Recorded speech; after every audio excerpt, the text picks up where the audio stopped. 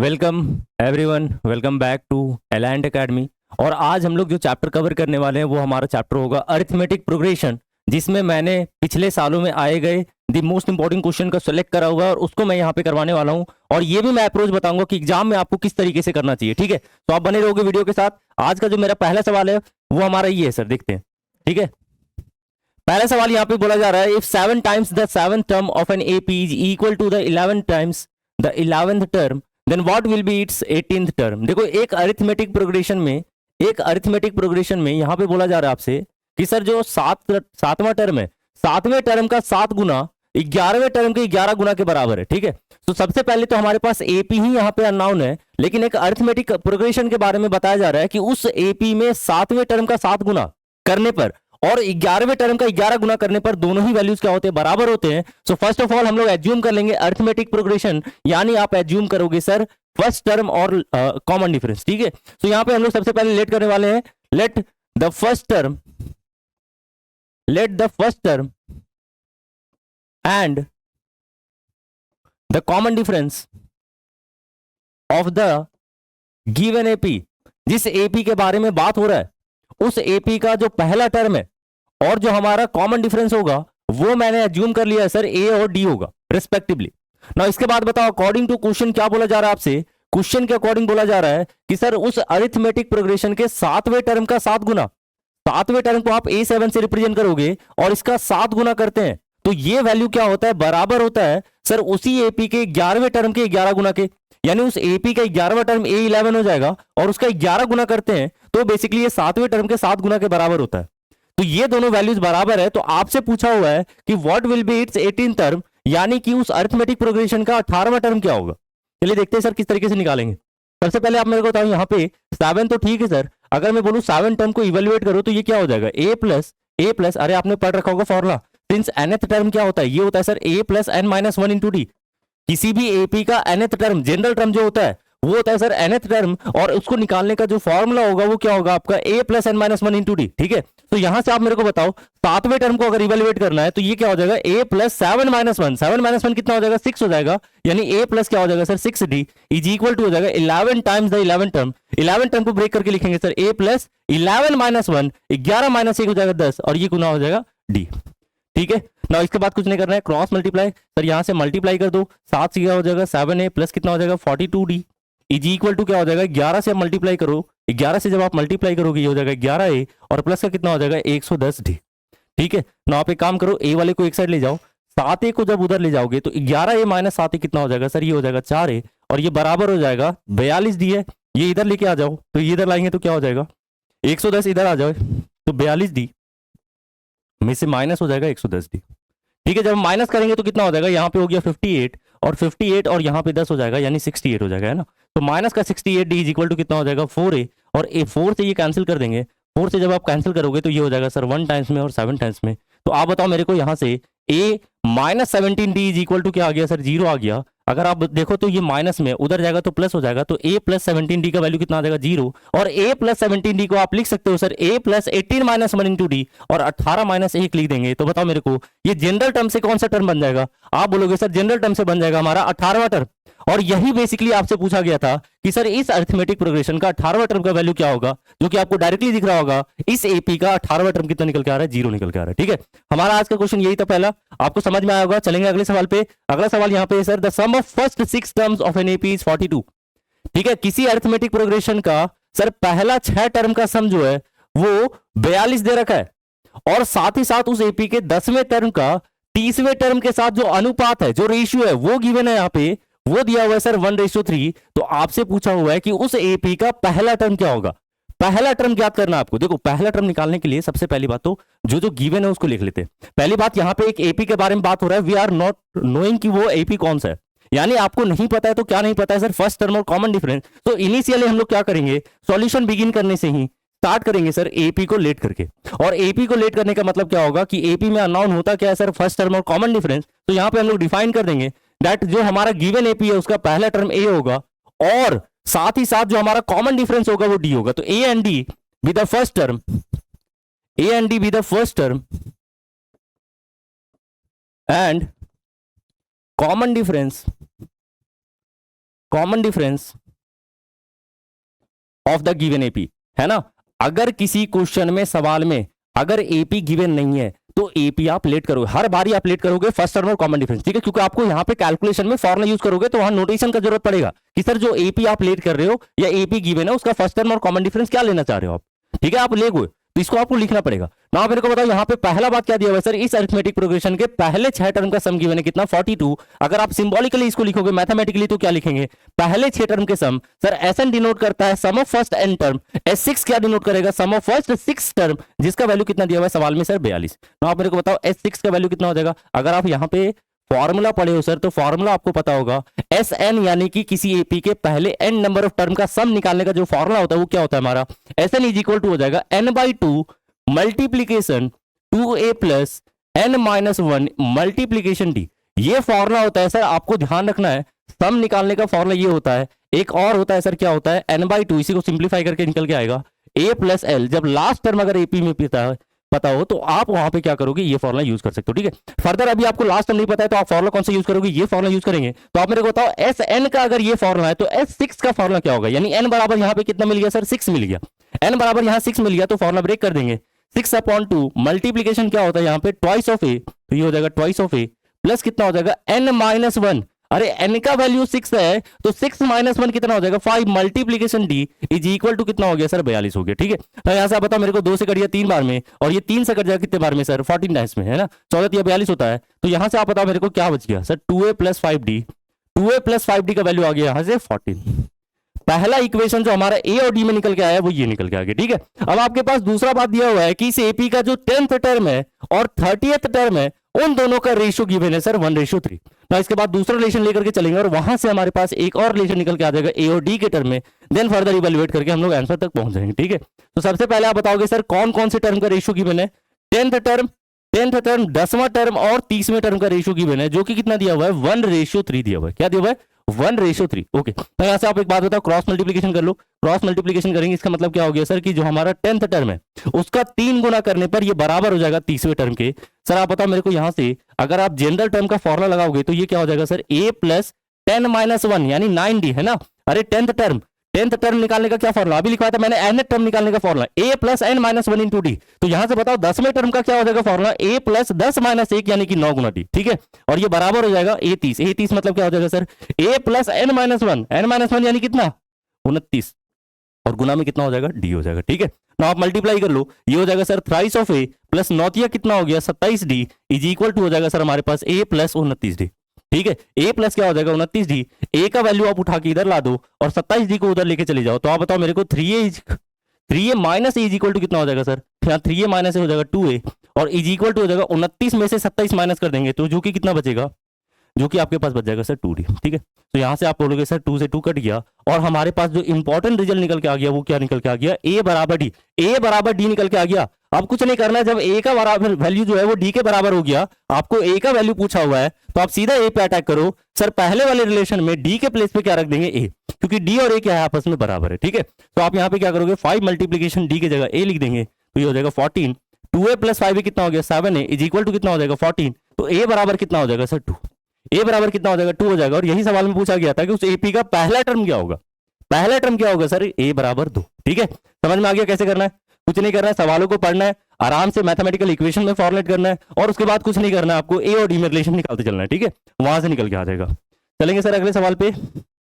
अगला सवाल यहाँ पे बोला जा रहा है, बहुत इंपॉर्टेंट क्वेश्चन है, मैं बता रहा हूँ यहाँ पे ये सवाल कई बार आया हुआ है तो इसको आप ध्यान से देखोगे समझोगे, ठीक है। सर किसी एपी के mth टर्म का m टाइम, है ना, किसी एपी के mth टर्म का m टाइम यानी m गुना करते हैं तो ये सर उसी एपी के nth टर्म के n गुना के वैल्यू के बराबर होता है। तो आपसे पूछा हुआ है कि उस एपी का m + nth टर्म क्या होगा, m + nth टर्म ज्ञात करना है आपको, ठीक है। किस तरीके से निकालेंगे देखो, सबसे पहली बात तो वही सर एपी पता नहीं है, एपी नहीं पता तो सबसे पहले आप क्या करोगे एपी लेट करोगे कि जो गिवन एपी है उसका फर्स्ट टर्म क्या होगा और कॉमन डिफरेंस क्या होगा। तो लेट द फर्स्ट टर्म, ठीक है, हर सवाल में लिखना होगा क्योंकि आपको नहीं पता, ठीक है। तो let the first term and common difference of the given AP be small a and d respectively, ठीक है, small a and d respectively. ना इसके बाद बताओ क्वेश्चन के अकॉर्डिंग क्या बोला गया, अकॉर्डिंग टू क्वेश्चन सवाल के अकॉर्डिंग बोला जा रहा है सर कि उस एपी का जो mth टर्म है उसका m गुना करते हैं तो ये वैल्यू क्या होता है सर, ये जो वैल्यू होगा ये बराबर होगा उसी एपी के nth टर्म के n गुना के वैल्यू के, यानी nth टर्म को डिनोट करेंगे सर an से, और जब nth टर्म के वैल्यू को n गुना करते हैं तो ये दोनों वैल्यू क्या होता है, आपस में बराबर होता है। ठीक है, सवाल में ये बोला गया है और आपसे पूछा गया है कि उस एपी का जो m प्लस nth टर्म जो होगा वो क्या होगा, है ना। ये सवाल में पूछा गया है कि ये वैल्यू क्या होगा आपसे। ठीक है, चलिए निकालते, कैसे निकालेंगे ध्यान समझोगे। देखो, किसी भी टर्म को निकालने के लिए आपको ए और डी का वैल्यू चाहिए, ए और डी का। यहां पे आप अगर देखो, ध्यान से देखोगे तो सर एक ही रिलेशन दिया हुआ है कि उस एपी का mth टर्म का m गुना nth टर्म के n गुना के बराबर है। अब एक रिलेशन से एक इक्वेशन बनेगा ए और डी में, और वहां से एक इक्वेशन दो variable individually particularly unique solution नहीं दे सकता। तो सिंपल सी बात है सर कि ए और डी का पर्टिकुलर वैल्यू तो यहां से मिलने वाला नहीं है, लेकिन एक रिजल्ट मिलेगा जिसको यूज करके हम लोग क्या करेंगे, ये वैल्यू हम लोग इवेल्युएट कर लेंगे आसानी से। ठीक है, तो हम लोग क्या करेंगे, सबसे पहले जो गिवन पार्ट होता है उसको टारगेट करेंगे और इसको लेकर के प्रोसीड करेंगे। नाउ m टाइम्स रहने देंगे सर, mth टर्म को क्या लिख सकते हैं, फॉर्मुला ब्रेक करेंगे, a plus m minus 1 into d is equal to क्या हो जाएगा n times nth term. nth term को क्या लिखा जा सकता है, ये हो जाएगा sir a plus n minus 1 multiplication d हो जाएगा। ना आप मेरे को सोच के बताओ, m से जब आप इवेलुएट करोगे, ब्रैकेट ओपन करोगे तो क्या हो जाएगा, ये हो जाएगा सर ma प्लस m से जब आप मल्टीप्लाई करोगे इसमें, तो m से मल्टीप्लाई करने पर ये हो जाएगा m स्क्वायर माइनस का क्या हो जाएगा सर m, और मल्टीप्लीकेशन में d था तो d रह जाएगा। ठीक है, मल्टीप्लीकेशन में d था, d रह जाएगा, इज इक्वल टू क्या हो जाएगा सर n से ब्रैकेट ओपन करेंगे, n गुना a क्या हो जाएगा na हो जाएगा, और n से जब इधर मल्टीप्लाई करेंगे तो n गुना कर देंगे सर n माइनस 1 में, ये हो जाएगा n square minus n multiplication क्या हो जाएगा d हो जाएगा। ना आप सोच के बताओ, ma तो ठीक है सर, ठीक है, ये आपको दिख रहा होगा a वाला टर्म, सर यहाँ भी a वाला टर्म है, तो क्यों ना हम a वाले को एक साथ कर दें, है ना। तो मैंने क्या करा, ma एज इट इज रहने दिया, na को उठा के इधर ला दिया, तो ये माइनस का हो गया, है ना, कोई दिक्कत नहीं है सर। तो आप बताओ मेरे को सोच करके, ये भी तो डी वाला टर्म है, हाँ सर ये भी डी वाला टर्म है, तो ये वाला उठा के उधर ले जाएंगे, और जब इसको उधर शिफ्ट करोगे तो सिंपल सी बात है सर, दोनों ही डी कॉमन आ रहा है, दोनों में देखो ना, दोनों में डी प्रोडक्ट के रूप में लिखा हुआ है, तो डी तो कॉमन आ जाएगा, तो बचेगा क्या सर, बचेगा यहाँ पे आपका सर ये वाला पहले n स्क्वायर माइनस n बचा हुआ था, हाँ सर, और इसमें से ये पूरा जब प्लस का वैल्यू उठ के उधर जाएगा तो ये माइनस हो जाएगा ना, तो माइनस होगा तो सिंपल सी बात है, ये प्लस का उधर जाएगा क्या हो जाएगा माइनस, यानी ये हो जाएगा सर m स्क्वायर माइनस का m। तो आप सोच के बताओ सर, यहाँ पे a कॉमन आ रहा है, हाँ सर ये कॉमन आ रहा है, तो यहाँ हो जाएगा आपके पास m minus n is equal to, sir यहाँ थोड़ा सा दिमाग लगाना होगा सर, यहाँ पे थोड़ा दिमाग लगाना होगा, अरेंज करना होगा टर्म को। आप बताओ मेरे को, अगर यहाँ प्लस साइन से ब्रैकेट ओपन करोगे कोई फर्क नहीं पड़ेगा, लेकिन अगर माइनस से ब्रैकेट ओपन करेंगे तो ये हो जाएगा माइनस m स्क्वायर, और माइनस माइनस क्या हो जाएगा प्लस का m, क्या हो जाएगा प्लस का m। तो आप सोचो यहाँ से ये n square minus m square अगर एक साथ कर दिया जाए तो यहाँ एक फॉर्मूला बैठ जाएगा a square minus b square, और a square minus b square बैठाने पे सर टूटेगा n माइनस m और n प्लस m में, और यहाँ पे आपको दिख रहा होगा सर m माइनस n है, तो अगर फॉर्मूला में n माइनस m टूट रहा है तो सर यहाँ भी n माइनस m कर देंगे, और इसके लिए क्या करेंगे, दोनों ही बचे टर्म में से माइनस कॉमन ले लेंगे, जिससे कि यहाँ भी क्या बच जाएगा, n माइनस m बच जाएगा। ठीक है, चलिए सर सवाल में यहाँ पे आप बताओ सर m माइनस m है, रहने देंगे m माइनस m मल्टीप्लीकेशन ये हो गया इज इक्वल टू, अब बताओ यहाँ पे n square minus m square में क्या कॉमन आ रहा है, आप बोलोगे सर यहाँ पे आ रहा है कॉमन, बेसिकली देखो ये फॉर्मुला लग रहा है ना, फॉर्मुला लगा दो, जब फॉर्मुला लगाओगे तो क्या हो जाएगा n minus m multiplication n plus m हो जाएगा। और आप सोच के बताओ सर इन दोनों में क्या हो रहा है, इन दोनों में अगर मैं यहाँ से माइनस कॉमन ले लूँ तो माइनस कॉमन लेने पे हो जाएगा सर m माइनस, अरे देखो ना यहाँ पे, अगर यहाँ पे माइनस कॉमन लेंगे तो माइनस कॉमन लेने पे जो माइनस का है वो प्लस हो जाएगा, और ये क्या हो जाएगा माइनस हो जाएगा, तो ये हो जाएगा सर n माइनस m, ये क्या हो जाएगा n माइनस m। ठीक है, और मल्टीप्लीकेशन में क्या बचा हुआ था d, मल्टीप्लीकेशन में d रह जाएगा, तो m minus n multiplication is equal to क्या हो जाएगा, आप सोचो यहाँ से n माइनस m और n माइनस m कॉमन आ जाएगा, तो ये कॉमन लेने के बाद क्या बच जाएगा, यहाँ बच जाएगा सर n प्लस m और माइनस का 1 इंटू क्या हो जाएगा d, और मल्टीप्लीकेशन में अभी आपने कॉमन ले लिया सर n माइनस m, तो ये n माइनस m क्या हो जाएगा, कॉमन रह जाएगा, क्या रह जाएगा कॉमन।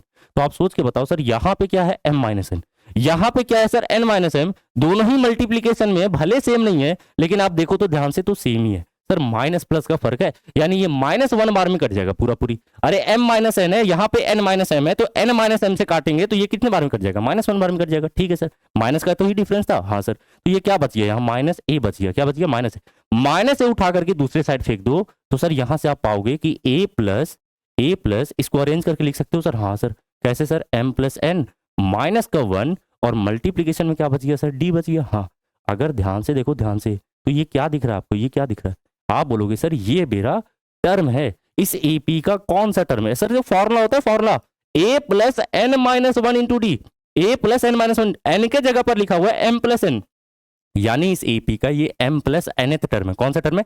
एक इस एपी का m प्लस nth टर्म है, यानी कि ये कुछ और नहीं बल्कि यही पूछा गया था सवाल में, m प्लस nth टर्म क्या होगा इस एपी का, जो कि किसके बराबर होगा सर? 0 के बराबर होगा। समझ में आ गया? यानी आपको करना कुछ नहीं था, जो गिवन पार्ट है उसको लेकर के प्रोसीड करना था, किसी तरीके से ए और डी में रिलेशन लाना था, जो कि मैंने अलजेब्रा ही केवल अप्लाई करा हुआ है, सॉल्व करते गया और इसको सिंप्लीफाई करके फाइनल रिजल्ट तक पूछ किया सर, कि यहाँ पे पूछा क्या गया था। समझ में आ गया सभी को? Very good. चलेंगे अगले सवाल पे सर। अगला सवाल क्वेश्चन नंबर 4 है sir, how many multiples of 4 lie between 10 and 250। देखो 4 का ऐसा कितना मल्टीपल है, ऐसा कितना गुणांक है जो 10 से 250 के बीच में लाई कर रहा है। सबसे पहले तो वो निकालना पड़ेगा, है ना। यहाँ पे सबसे पहला क्वेश्चन तो वही पूछ दिया है कि सर 4 का टोटल कितना गुणांक है जो 10 से 250 के बीच में लाई कर रहा है। उसके बाद सारे गुणांक, सारे ही मल्टीपल्स का क्या निकालना है आपको, सम भी इवैल्यूएट करना है ना। तो सबसे पहले निकालना पड़ेगा सर कि 4 का ऐसा टोटल कितना मल्टीपल्स है जो 10 से 250 के बीच में लाई कर रहा है। सबसे पहले आप बताओ मेरे को, the multiples of 4 lying between 10 and 250 are as, वो हमें पता है सर। कैसे सर? एक बात बताइए, 4 का मल्टीपल लिखना है सर 10 और 250 के बीच में, तो 10 से 250 के बीच में 4 का मल्टीपल क्या क्या आएगा? सबसे पहले बताओ मेरे को, 10 से जस्ट बड़ा, क्योंकि सर इसके बीच में लिखना है, इसके बीच में, तो इसको इंक्लूड नहीं करेंगे, इसके बीच में लिखना है। तो 10 के जस्ट बड़ा कौन सा 4 का मल्टीपल होता है? आप बोलोगे सर 12 होता है। क्या होता है? 12। और 12 के जस्ट बाद क्या हो जाएगा? 16। और 16 के जस्ट बाद कितना हो जाएगा सर? 20 हो जाएगा। 20 हो जाएगा, फर्दर कितना हो जाएगा? 24 हो जाएगा, 28 हो जाएगा, और ऐसे करते करते ये चलता जाएगा। तो आप बताओ मेरे को, 250 4 का मल्टीपल है कि नहीं है?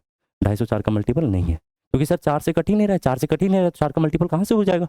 अब सिंपल सी बात है, 250 तो लेना नहीं है सर, तो 250 से कम, 250 से जस्ट छोटा कौन सा ऐसा नंबर है जो 4 का मल्टीपल है? तो आप बोलोगे सर 250 से जस्ट छोटा होता है 248। 248 ऐसा संख्या है जो 4 से कटता है सर, यानी 4 का मल्टीपल है, और 250 से जस्ट छोटा संख्या है, यानी कि 10 से लेकर के 250 के बीच में अगर 4 का मल्टीपल लिखना है तो वो कुछ इस तरीके से लिखा जाएगा।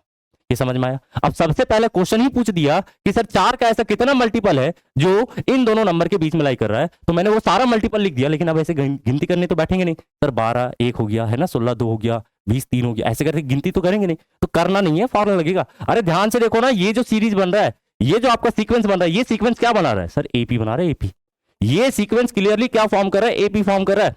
आप देखो ध्यान से कि कंजिक्यूटिव, सर कोई भी दो सक्सेसिव टर्म ले लो, कोई भी दो सक्सेसिव टर्म, डिफरेंस हमेशा 4 का बन रहा है, 4 का अंतर है, एपी बना रहा है सर, तो एपी में नंबर ऑफ टर्म निकालना है आपको कि कितना टोटल नंबर ऑफ टर्म है, ये नंबर ऑफ टर्म ही तो निकालना है। तो इसके लिए आप क्या करोगे? फॉर्मूला अप्लाई कर दोगे। सबसे पहले बताओ, ये जो एपी बना, इस एपी का पहला टर्म क्या है? आप बोलोगे सर ये हो गया हमारा 12। इस एपी का पहला टर्म क्या हो गया? 12 हो गया, और कॉमन डिफरेंस कितना आ गया सर? 4 आ गया, क्योंकि किसी भी फॉर्मूला को अप्लाई करोगे ए और डी का रिक्वायरमेंट होगा। सबसे पहले आपको ए और डी निकाल लेना, ठीक है ना। आप सबसे पहले बताओ मेरे को, निकालना क्या था सर? एन निकालना था। क्या निकालना था? एन। और जब एन निकल जाए तो आपको निकालना था सम, कि सर टोटल जितने भी मल्टीपल है जो 10 से 250 के बीच में लाई कर रहा है, सारे मल्टीपल का सम लेना है। क्या लेना है? सम। तो सबसे पहले आप यहाँ पे एन निकालो। एन निकालने के लिए क्या करोगे सर? एन निकालने के लिए फॉर्मूला अप्लाई कर दोगे सर, कि टोटल नंबर ऑफ टर्म, यानी nth टर्म का फॉर्मूला अप्लाई कर दोगे। nth term is equal to क्या होता है sir? a plus n minus 1 into d. और आपको पता है किसी एपी में जो लास्ट टर्म होता है वही हमारा nth टर्म होता है। जैसे मान लो इस एपी में अगर हमारा 20 टर्म है, तो 20वां टर्म ही हमारा आखिरी टर्म होगा। तो किसी भी नंबर ऑफ किसी भी एपी में जो आखिरी टर्म होगा वही हमारा क्या होता है? nth टर्म होता है। nth टर्म का वैल्यू गिवन है सर, कितना है? 248। 248 बराबर क्या हो जाएगा यहाँ पे? a यानी 12 प्लस n माइनस 1 इंटू क्या हो जाएगा? डी। और डी का वैल्यू कितना है सर? 4। तो आप बताओ 12 घटेगा इधर, हाँ सर, 248 माइनस 12 कितना हो गया? 236 हो गया, इज इक्वल टू कितना हो जाएगा? n minus 1 multiplication 4। 4 से काटोगे इसको सर 5 बार में, और ये कट जाएगा 9 बार में। तो n बराबर कितना आ जाएगा सर? n बराबर आ जाएगा 60। कैसे? अरे माइनस 1 है, माइनस 1 इधर आएगा, प्लस हो जाएगा, तो 59 और ये कितना हो जाएगा? 60 हो जाएगा। और यही पहला सवाल पूछा गया था कि 10 से 250 के बीच में टोटल कितने ऐसे संख्या है जो 4 का मल्टीपल है। तो आप बोलोगे सर टोटल कितनी संख्या है? 60 संख्या। ठीक है, समझ में आ गया? Very good. दूसरा क्वेश्चन इसमें क्या पूछा गया? सम। सम पूछा गया है, सारे मल्टीपल का सम। तो सम निकाल लेते हैं। टोटल नंबर ऑफ टर्म समझ में आ गया सर कि एपी में कितने टर्म है? 60। तो 60 टर्म का सम चाहिए। सम निकालने के लिए फॉर्मूला यूज कर दो, यानी आपको चाहिए सर S60। तो S60 चाहिए तो फॉर्मूला क्या हो जाएगा? n/2। n/2 है ना, लास्ट टर्म भी पता है, तो फॉर्मूला लास्ट टर्म वाला यूज करेंगे। ठीक है, तो ये हो जाएगा n/2 multiplication a plus L. a कितना हो गया सर? 12 हो गया, और l का वैल्यू कितना दिया हुआ है सवाल में?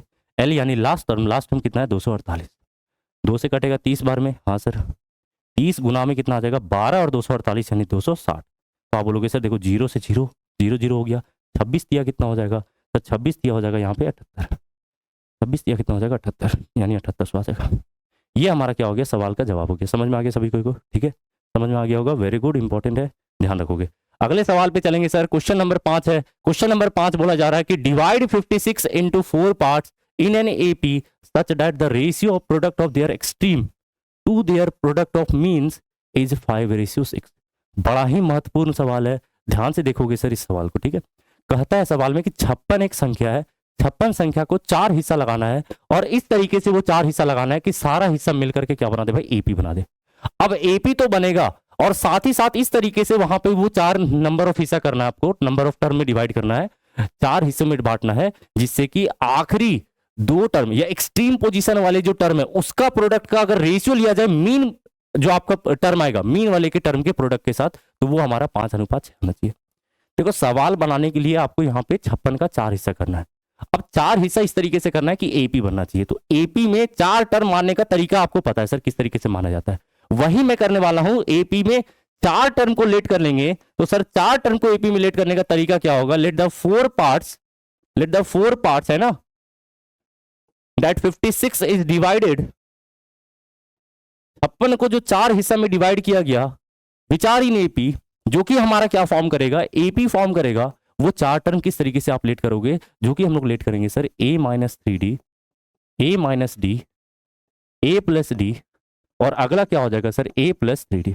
अगर आप ध्यान से देखो तो ये 4 टर्म एपी फॉर्म कर रहा है सर। हाँ सर, 2d का डिफरेंस है, 2d है ना, 2d कॉमन डिफरेंस को फॉलो करते हुए यहाँ पे ये चारों टर्म क्या बना रहे हैं, एपी बना रहा है।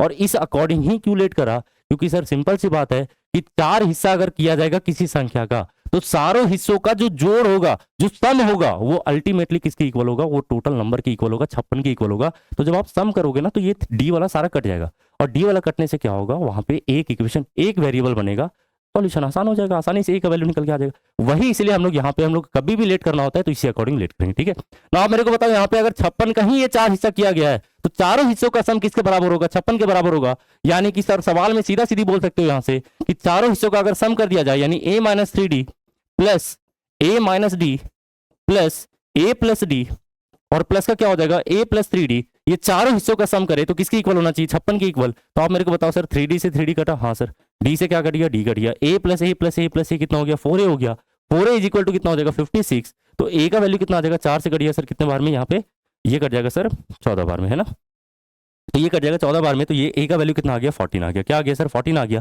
यानी फर्स्ट टर्म कितना निकल के आ गया, 14। ठीक है, अब सवाल में दूसरा वैल्यू क्या पूछा हुआ है, दूसरा वैल्यू पूछा हुआ है सर यहाँ पे, देखो सवाल में तो यही पूछा गया था 4 हिस्सा, ए निकल के आ गया। अब आपको क्या चाहिए सर, डी चाहिए, और डी के लिए सवाल में दूसरा बात दिया हुआ है कि एपी में वो 4 हिस्सा इस तरीके से करना है कि सर एक्सट्रीम का प्रोडक्ट का रेशियो, एक्सट्रीम मतलब होता है सर जो किनारे पे है, किनारे पे a - 3d है, a + 3d है, ये दोनों जो एक्सट्रीम पोजीशन पे एक्वायर कर रहे हैं दोनों टर्म का प्रोडक्ट का रेशियो ले लिया जाए उनके मीन के प्रोडक्ट के साथ, मीन मतलब बीच वाले वैल्यू, तो बीच वाले वैल्यू के प्रोडक्ट के साथ रेशियो ले लिया जाए, तो वो रेशियो किसके इक्वल होता है, 5:6। यानी कि सवाल में सिर्फ इतना बोला गया कि a - 3d का प्रोडक्ट वैल्यू किसके साथ सर, a + 3d के साथ ले ले, और इसका जब रेशियो लेते हैं हम लोग मीन के प्रोडक्ट के साथ, यानी a - d का रेशियो ले लेंगे सर किसके साथ, a + d के साथ, तो ये दोनों वैल्यूज का रेशियो जो होता है वो क्या होता है सर, 5:6। ये दोनों वैल्यूज का रेशियो कितना होता है, 5:6। यहां से आप बताओ a - b, a + b क्या हो गया, फॉर्मुला लग गया, और ये फॉर्मुला क्या लग गया सर, a² - b², यानी अगर आप फॉर्मुला अप्लाई करोगे तो ये हो जाएगा सर a² माइनस का b², b यहाँ 3d है, 3d का स्क्वायर क्या हो जाएगा, 9d², और नीचे देखो a - b, a + b, again formula जाएगा a² माइनस क्या हो जाएगा, d² इज इक्वल टू 5/6। ना क्रॉस मल्टीप्लीकेशन कर दो, अगर क्रॉस मल्टीप्लीकेशन करेंगे तो ये हो जाएगा 6a² और ये 5a²। अरे एक बार काम करते हैं ना, सॉल्व कर लेते हैं, 6 × a², 6a² हो गया, a² उधर जाएगा मल्टीप्लाई होगा 5 के साथ, और ये हो जाएगा 5a², तो 6a² - 5a² क्या हो जाएगा, a²। ठीक है सर, समझ में आ गया यहाँ तक, वेरी गुड। ये कितना हो जाएगा, 9 × 54, और ये कितना हो जाएगा, -5, 54 उधर जाएगा प्लस का हो जाएगा, तो 54 - 5 कितना हो जाएगा सर, 49, क्या हो जाएगा 49d²। ठीक है, यहाँ तक समझ में आ गया, हाँ सर समझ में आ गया। अब देखो सवाल में a का वैल्यू गिवन है, सवाल में a का वैल्यू 14 दिया हुआ है, यहाँ रख दो ना, अरे यहाँ पे अभी जस्ट अभी इवेलुएट करा ना a का वैल्यू, यहाँ रख दो, 14 मल्टीप्लीकेशन 14 इज इक्वल टू कितना हो जाएगा सर, 49 × d²। हाँ सर समझ में आ गया। सर 7 से कट रहा है, हाँ कट रहा है 2 बार में, 7 से कितने बार में, 7 बार में, 7 से कट जाएगा सर कितने बार में, 2 बार में, दो दूनी कितना हो जाएगा 4, और डी स्क्वायर का वैल्यू 4 हो गया, यानी डी का वैल्यू कितना आ जाएगा +-2। डी का वैल्यू कितना आ जाएगा +-, माइनस भी लेके चलना है, ध्यान रखोगे दोनों ही पॉसिबल है, ठीक है। डी का वैल्यू दोनों ही पॉसिबल होगा। अब डी का वैल्यू निकल के आ गया, ए का वैल्यू निकल के आ गया, तो आपसे पूछा गया था कि 56 का वो 4 हिस्सा किस तरीके से लगाया जाए जो दोनों कंडीशन को फुलफिल करे। तो आपको कुछ नहीं करना है, ए और डी निकल के आ गया, बस यहाँ रख दो, सिंपली वो पता चल जाएगा कि वो 4 हिस्सा किस तरीके से लगाना चाहिए जिससे कि वो चारों टर्म क्या होना चाहिए सर, एपी भी फॉर्म करना चाहिए और साथ साथ ये कंडीशन भी अप्लाई होना चाहिए, ठीक है। तो आप बोलोगे सर देखो ए का वैल्यू 14 एक बार ले लेंगे, ए का वैल्यू 14, और डी का वैल्यू क्या ले लेंगे सर, एक बार +2 ले लेंगे, तो यहां से हमारे पास वो 4 नंबर निकल के आ जाएगा। वो 4 नंबर क्या निकल के आ जाएगा, मैं डायरेक्टली बता रहा हूं सर, ए के बराबर 14 हो गया, 14 - 3 × डी, डी का वैल्यू कितना है सर 2 है, तो 14 में से 2 × 3 6 माइनस कर देंगे, जो कि कितना हो जाएगा 8, तो पहला टर्म हो जाएगा 8। अगला कितना हो जाएगा सर 14 - 2, यानी ये कितना हो जाएगा सर 12 हो जाएगा। अगला कितना हो जाएगा 14 + 2, यानी ये कितना हो जाएगा 16 हो जाएगा। तो 8 12 16, अगला क्या होगा सर, एपी बना रहा है, सिंपल सी बात है 20 होगा, तो ये हमारा क्या हो जाएगा वो 4 हिस्सा। आप जोड़ के देख लो, जोड़ करके देखोगे तो 56 ही आएगा, ठीक है। आप एक बार डी का वैल्यू प्लस का लेके चलो, एक बार नेगेटिव लेके चलोगे, और जब आप नेगेटिव लेके चलोगे तो यही 4 टर्म मिलेगा, लेकिन रिवर्स ऑर्डर में, यानी ये हो जाएगा सर 20 16 12 और 8, ये वो 4 टर्म होगा, आपको ध्यान रखना है, ठीक है। तो अगर 4 टर्म में हिस्सा करना है सर 56 को, जो दोनों कंडीशन को फुलफिल करे, तो वो ये होगा। समझ में आ गया, वेरी गुड सर। चलेंगे अगले सवाल पे। देखो ये क्वेश्चन जो है ना आपके लिए होमवर्क क्वेश्चन है, ठीक है। आप अभी बिल्कुल लास्ट पेज में हो सर, एग्जामिनेशन आपके नियर बाय है, आप अपने आप को चेक करो कि आपको कितना सीख पाए हो साल भर में, ठीक है। और आप इस क्वेश्चन को अगर आप कर लेते हो ना, बहुत इंपॉर्टेंट क्वेश्चन है ये, सीबीएसई में कई बार आया हुआ है सर, मैंने जानबूझकर के इस सवाल को लिया हुआ है। आपको यहाँ पे x का वैल्यू बताना है कि x का वैल्यू क्या होगा। देखो ये सीरीज है, इस सीरीज में सम जो है वो गिवन है 287, तो सर x का वैल्यू क्या होगा, यानी लास्ट टर्म क्या होगा इस सीरीज का, ये आपसे पूछा हुआ है। इस सवाल को आप सभी करोगे और कर करके कमेंट सेक्शन में आप इसका आंसर जरूर लीव करोगे, ठीक है। मैं देखूंगा, सभी का आंसर चेक करूंगा कि किसका सही है और किसका गलत है, ठीक है। तो आज के लिए हमारा क्लास यहीं पर रहेगा सर, और कल हम लोग नए चैप्टर के साथ यहाँ पे मिलने वाले हैं, ठीक है। चलिए आज यहीं तक, थैंक यू।